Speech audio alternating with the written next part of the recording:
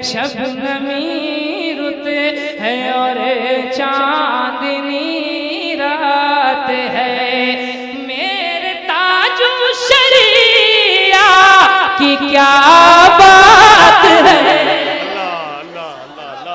वन्निहाया में एक तारीख़ी वाक़या लिखा हुआ है, तकरीबन ये 5वीं सदी का वाक़या है। खलीफा मुक्तदी बि अम्रिल्लाह बगदाद के खलीफा है, उनके ज़माने में इसी तरह की एक बला फैली थी, ऐसी वबा फैली थी कि लोग कसरत से मर रहे थे। उसमें होता ये था कि तेज़ बुखार आता और बुखार का इलाज करते करते शाम तक वो आदमी इंतकाल कर जाता।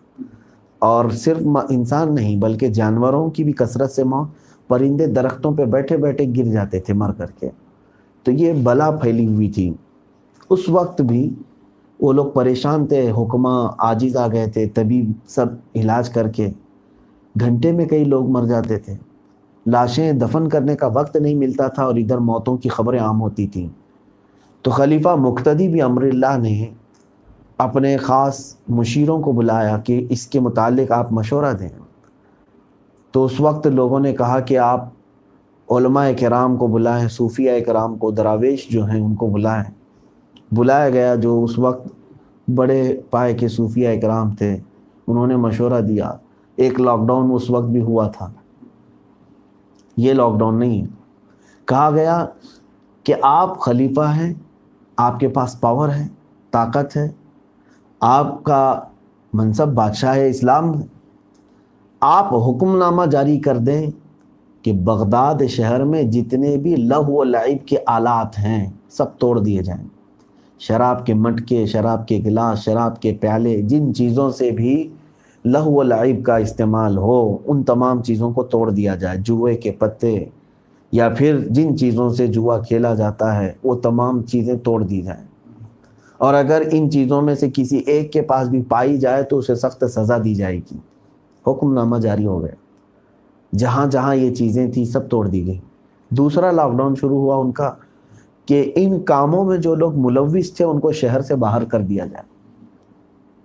बादशाह इस्लाम ने वो काम भी किया कि जो फुस्साक व फुज्जार हैं, फासिक व फाजिर किस्म के, अलल ऐलान इस तरह के हराम कारियों में मुलव्विस रहते थे और दूसरों को करने के लिए तरगीब देते थे, ऐसे लोगों को पुलिस ने चुन चुन करके बगदाद से बाहर किया। तारीख़ में मौजूद है, उसके 8 दिन के बाद वो बीमारी पूरी की पूरी ख़त्म हो चुकी थी। बगदाद में कहीं उस बीमारी का नामो निशान नहीं था। सही किताब में हवाले के साथ ये चीज़ मौजूद है। लॉकडाउन ऐसा भी हुआ था। अल्लाह तबारक व तआला की बारगाह में जब बंदा लौट आए और इन तमाम आलाते लहव व लाइब से अपने आप को मुज़क्का कर ले, पाक कर ले और तौबा कर ले, तो वो रहमान और रहीम करीम खुदा ये फैली हुई तमाम चीज़ों से हम सबको महफूज फरमाएगा। अब मैं आता हूँ हालात ज़माना के एतबार से। मेरे अजीज़ों, इस खौफ के माहौल में, डर के माहौल में मैंने देखा है कि कोई चीज़ कम तो नहीं हो रही है गुनाहों में, बल्कि अंदर बैठ कर के भी सारी कौम वही कर रही है। जैसे कि पिछले मैंने बयानात में भी कहा कि अखबार की एक कटिंग मेरे पास आई थी जिसमें तहकीक से एक सर्वे के मुताबिक अखबार ने ये शाया किया है, लॉकडाउन के इस माहौल में सबसे ज़्यादा इंटरनेट में अगर कोई चीज़ देखी गई है तो वो गंदी फिल्में हैं, पोर्नोग्राफी है। 95% यूज़ हुआ है उसका सबसे ज़्यादा। तो लॉकडाउन इसीलिए हुआ है कि तुम तन्हाई में बैठ कर के अपने आप को बर्बाद करो। अल्लाह रब्बुल इज़्ज़त का खौफ अब भी नहीं है क्या? अगर दूसरी कौमें इस तरह के गुनाहों में मुब्तला हैं तो वो अपने अंजाम को पहुँचेंगी, मगर मेरे अज़ीज़ बच्चों, नौजवानों, ए मुस्तफ़ा करीम सल्लल्लाहु अलैहि वसल्लम के शहदाइयों, तुम्हारा हाथ सलामत रहे। अल्लाह ताला की बारगाह में पहुँचने से पहले पहले अपने आप को पाक व साफ़ रखो। तुम्हारा हर अमल देखा जा रहा है और तुम्हारे दिन गिने जा रहे हैं, तुम्हारे लम्हे काउंट हो रहे हैं।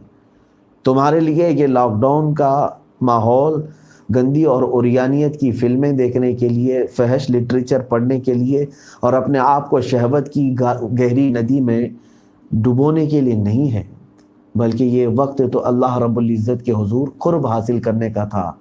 अब मैं आपको बताता हूँ, इन अवक़ात में अगर हमने अपने आप को नहीं संभाला اب اس کے جو خطرناک نتائج آنے والے ہیں دیکھنا. مجھ سے جو ہو سکتا ہے میں نے کہہ دیا. میری آواز جہاں تک پہنچتی ہے میں پہنچانے کی کوشش کروں گا.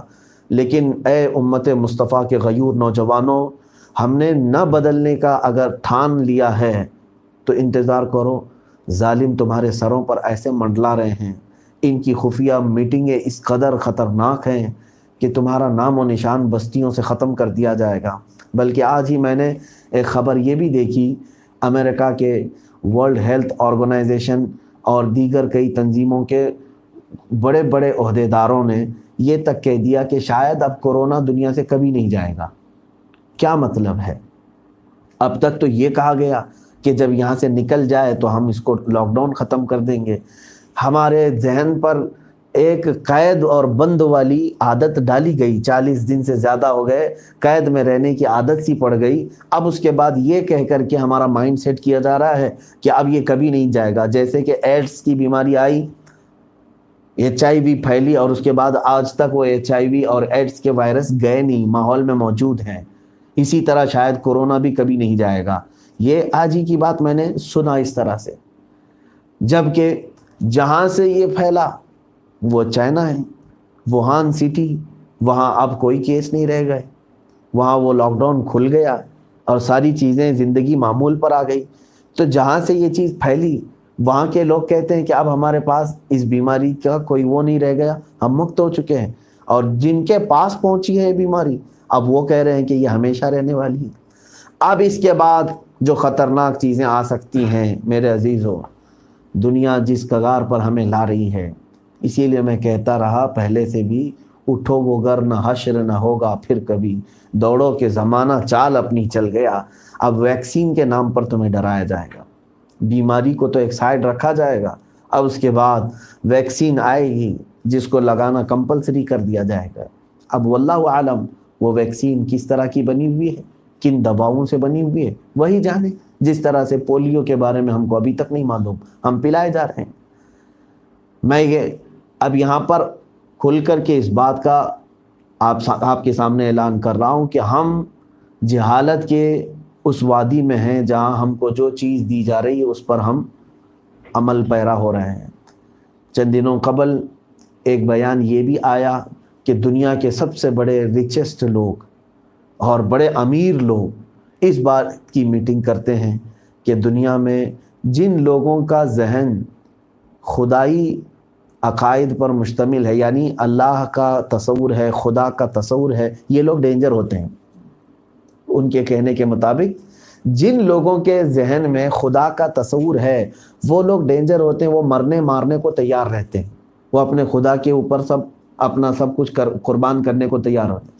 اور دنیا میں کچھ وہ لوگ ہیں جن کے ہاں خدا کا کوئی تصور نہیں، وہ بس نارمل جی رہے ہیں، جیو اور جینے دو والا مسئلہ، کہ کمائیں گے کھائیں گے جتنے دن زندگی عائش کریں گے اور دنیا سے چلے جائیں گے. ایسے بھی لوگ ہیں. تو یہ امیر لوگ جو پوری دنیا کو خرافات میں مشہور ملوث کرنا چاہتے ہیں، ان لوگوں نے یہ محسوس کیا کہ ان لوگوں سے خطرہ نہیں جن کے ہاں خدا کا تصور نہیں ہے، بلکہ خطرہ ان لوگوں سے ہے جن کے ذہن میں خدا کا تصور ہے، چاہے وہ مسلمان ہو کہ عیسائی ہو کہ یہودی ہو کہ ہندو ہو. اگر اس کے ذہن میں کوئی خدا کا تصور ہے تو اپنے خدا کے خلاف کبھی سننا نہیں چاہتا اور اپنے خدا کے لیے سب کچھ نچھاور کرنا بھی چاہتا ہے. تو اب دنیا یہ چاہتی ہے کہ لوگوں کے ذہنوں سے خدا کا تصور ہٹایا جائے. اس کے لیے کیا کیا جائے؟ تو بعض لوگوں نے یہ بھی مشورہ دیا کہ اس کو کسی دوائی کے ذریعے سے کنٹرول کیا جا سکتا ہے، کہ ذہنوں کو کنٹرول کیا جا سکتا ہے. میرے عزیزو، یہ خفیہ چیزیں دنیا یہاں تک پہنچ گئی اور آج ہمارے ہاتھوں میں ابھی موبائل، اور وہ بھی پورنوگرافی، معاذ اللہ رب العالمین. خدا کا تصور اگر تمہارے ذہنوں سے ختم کر دیا جائے تو تم ایسے جیو گے جیسے کہ ایک جانور جیتا ہے، اسے کچھ خبر نہیں. بلکہ میں تو کہتا ہوں جانور کو اللہ رب العزت کا تصور کیا، وہ تسبیح میں مشغول ہے. وَإِن مِّن شَيْءٍ إِلَّا يُسَبِّحُ بِحَمْدِهِ. اللہ فرماتا ہے کوئی چیز ایسی نہیں ہے جو اللہ کی تسبیح نہ کر رہی ہو. یہ اور بات ہے کہ ان کی تسبیح تمہیں سمجھ میں نہیں آتی ہے. جانور سب اپنے رب کو جانتے ہیں اور وہ اللہ کے ذکر میں بھی ہیں، لیکن جب انسانوں کے ذہنوں سے اس طرح کی بات معاف کر دی جائے، ان کا ذہن ختم کر دیا جائے، تو پھر اس کو نہ کوئی خدا کا خوف، نہ اس کو خدا ہونے کا احساس ہوگا. بس وہ یہ سمجھے گا میں ہی ہوں زمین پر، جب تک میں جی سکتا ہوں میں جی لوں، جتنا حاصل کر سکتا ہوں حاصل کر لوں. نہ جنت کی خواہش، نہ دوزخ کا خوف، نہ قبر میں جانے کا ڈر، نہ حساب کتاب کے لیے پیش ہونے کا کوئی تصور. یہ تمام چیزیں عقائد اسلامیہ بھی ختم ہو سکتی ہیں. یہ صرف ہمارے لیے خطرہ نہیں ہے، یہ سب مذاہب والوں کے لیے بھی خطرہ ہے. اگر کرسچن اپنے عقائد پر یقین رکھتا ہے، اس کی کتابوں پر، تو اس کے لیے بھی خطرہ ہے. یہودی اگر وہ اپنی مذہبی مقدس کتابوں پر یقین رکھتا ہے تو اس کے لیے بھی خطرہ ہے. کیونکہ ایک شیطانی جماعت ایسی ہے جو یہ چاہتی ہے کہ خدا کی عبادت اور خدا کا تصور دنیا سے ختم ہو، خدا کا تصور نہ رہے، چاہے وہ کوئی بھی دین اور مذہب والا ہو. لوگ یہ سوچتے ہوں گے کہ صرف مسلمانوں کو کیوں آپ کہتے رہتے ہیں؟ نہیں میرے عزیزو، یہ آپ محسوس کریں گے چند سالوں کے بعد کچھ ایسی چیزیں آپ کے ساتھ آئیں گی کہ کچھ ہی لوگ پورے لوگوں کو کنٹرول کرنے کی کوشش کریں گے. مگر میرا یقین ہے میرے رب ذوالجلال کی ذات سے کہ مولا اپنے مخلص بندوں پر جب شیطان کو حاوی نہیں ہونے دیتا تو ان دجالی تنظیموں کو کب حاوی ہونے دے گا. کیونکہ قرآن میں اللہ تعالیٰ نے فرمایا ہے کہ شیطان نے جب چیلنج کیا کہ میں تیرے سارے بندوں کو گمراہ کرا، لَأُغْوِيَنَّهُمْ أَجْمَعِينَ، اس نے کہا سب کے سب کو میں گمراہ کروں گا. لَأَقْعُدَنَّ لَهُمْ صِرَاطَكَ الْمُسْتَقِيمَ، شیطان نے چیلنج کے ساتھ کہا میں تیرے سیدھے راستے پر بیٹھوں گا، جو بھی اس راستے پر گزرے گا میں کبھی اس کے سامنے سے، کبھی پیچھے سے، کبھی دائیں سے، کبھی بائیں سے آ کر کے اس کو گمراہ کروں گا. رب تعالیٰ نے فرمایا ٹھیک ہے، جا، تجھے مہلت ہے، قیامت تک کا ٹائم ہے، جتنے گمراہ کر سکتا ہے دیکھا جائے. لیکن شیطان نے اس وقت اللہ سے کیا کہا جانتے ہو؟ رب تعالیٰ سے اس نے یہ بھی کہا الا عبادک منہم المخلصین، مگر مولا تیرے جو مخلص بندے، پیوریٹی جن کے اندر ہے، خالص تیرے لیے جیتے ہیں، ان پر میرا داؤ نہیں چل سکے گا. اور اللہ تعالیٰ نے بھی فرمایا ان عبادی لیس لک علیہم سلطان، اے مردود سن، میرے کچھ بندے ہوں گے جن پر تیرا کوئی داؤ حملہ نہیں چل سکے گا. اے رب ذوالجلال ان بندوں میں ہمارا شمار فرما.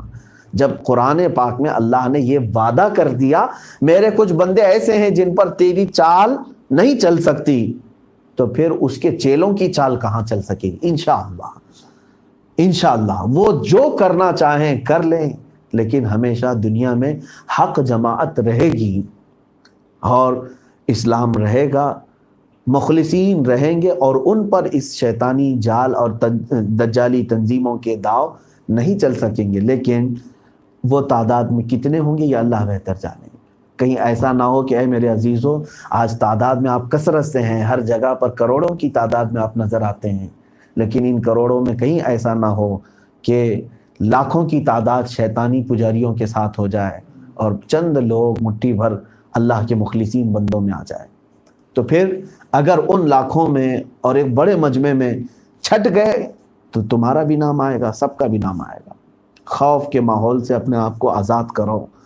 آج کے دور میں ایک ایسا عزم تمہارے اندر رہے، ایک ایسا عزم کہ میں جس طرح بھی جی رہا ہوں، جیسا بھی جی رہا ہوں اور جب تک جی رہا ہوں، سوائے میرے رب کی مرضی کے میں ایک سانس بھی دنیا میں نہیں لے سکتا. اللہ تعالیٰ کا تصور اور یقین اپنے اندر اور بڑھاتے چلے جا، اور بڑھاتے چلے جا. آج ہی صبح میں نے تلاوت کے بعد یہ بات عرض کی تھی، میرا مولا فرماتا ہے انا عند ظنی عبدی بی، حدیث قدسی ہے یہ. اللہ تعالیٰ فرماتا ہے کہ میں اپنے بندے کے گمان کے مطابق اس کے ساتھ سلوک کرتا ہوں. بندہ میرے متعلق جیسا گمان کرتا میں اس کے ساتھ ویسا سلوک کرتا ہوں. رب تبارک و تعالیٰ کو تم نے بہت ہی پاورفل اور بہت طاقتور اور ہمیشہ مدد کرنے والا تصور کیا تو دیکھنا وہ ہمیشہ مدد کرے گا. اور کچھ لوگوں نے یہ سوچا پتہ نہیں میرا مولا کب مجھے چھوڑ دے، ڈلم الیقین جس کو کہتے ہیں. آج تو ٹھیک ہے لیکن پتہ نہیں اگر ایسا کروں گا تو اللہ کی مدد آئے گی کہ نہیں آئے گی، آئے گی کہ نہیں آئے گی. یہ تصور جو ہے آدمی کے ساتھ، پھر ایسا ہی ہوگا کہ اللہ تبارک و تعالیٰ تمہارے ساتھ ویسا ہی سلوک کرے گا. میرے آقا صلی اللہ تعالیٰ علیہ وسلم نے یہاں تک فرمایا اگر تمہارے اندر پرندوں جیسا یقین پیدا ہو جائے، پرندوں کی طرح تمہارے اندر توکل اور یقین پیدا ہو جائے قسم رب ذوالجلال کی، اللہ تمہیں بھی ویسے ہی کھلائے گا جیسے پرندوں کو کھلاتا ہے، صبح جاتے ہیں خالی پیٹ، شام آتے ہیں پیٹ بھر کر کے، نہ کسی کی ملازمت ہے، نہ کسی کی جوتیاں اٹھانی ہے، نہ کسی کی نوکری کرنی ہے، ان کا رزق اللہ نے زمین پر پھیلا رکھا ہے۔ اور حضور صلی اللہ علیہ وسلم نے فرمایا اگر تمہارے اندر ویسا یقین ہے، کیونکہ پرندہ جتنا کھایا کھا لیا، اس کے بعد گھونسلے میں کوئی چیز نہیں لے کے جا رہا ہے، اور فقط ایک تار پہ بیٹھ کر کے پوری رات گزار لیتا ہے، اور اسے کبھی یہ نہیں لگتا کہ میں گر کے مروں گا، کیونکہ اس کا یقین ہوتا ہے پرندے کا، میری آنکھ لگے تو میرا مولا مجھے بچا رہا ہے۔